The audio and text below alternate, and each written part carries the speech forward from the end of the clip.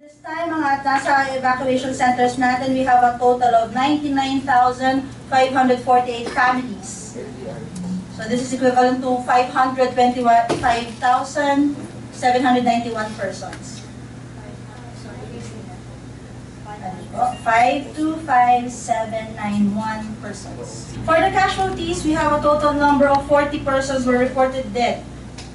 17 are reported injured, and 4 po ang missing. So yung sa 40 persons natin reported dead, na-retrieve po yung isa, no, yung missing natin na reported from Region 6. So kaya bumaba yung ating missing na na-account. 3 naman po doon ay nakita na po. Tapos yung isa na po na nadagdag sa ating casualties ay nanggaling po siya sa probinsya ng Pampanga. Habang nililipad yung kanyang bubungan, na stroke po ito, inatake itong si Miss Pasita Jambi.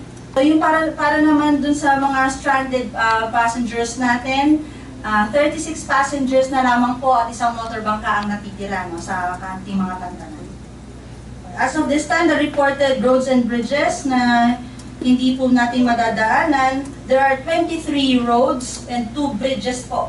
So from regions 3, 4A, 4B, 5, and the Cordillera region. Ang sabi sa atin ng Department of Energy, yung 84% nga po ay na-restore na po sa Metro Manila ang kanilang power supply. Pero dito naman yung since noong July 15 po ay wala pa pong kuryente.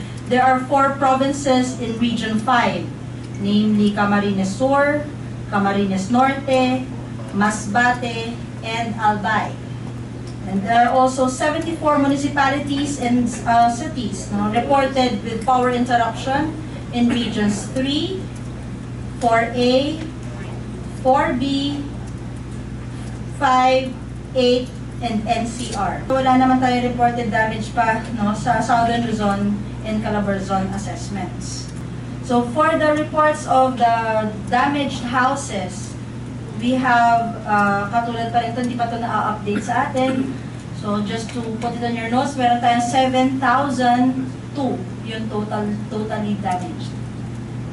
And then we have 19,000, that's 257 houses partially damaged. Dito po yan sa regions 1, 3, 4A, 5, 8, and NCR.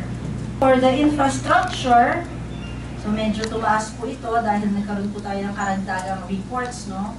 We have a reported total of 49,186,600 pesos po.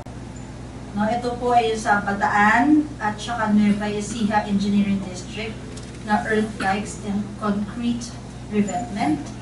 At saka nakapagbigay po ng report sa atin ng ating Philippine Air Force Villamor Air Base facilities. Sa agriculture, in addition to the report of Region 5, we are able to receive reports from Regions 3 and 4B.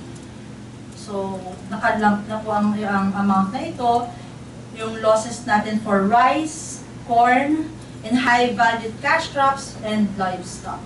So, we have a total of 1,135,026,149.76 centavos. So far po, yung mga nagbigay po sa atin ng kanilang proclamations for the Declaration of State of Calamity, ayun pa rin naman po yung provinces of Albay, Camarines Sur, and the city of Naga.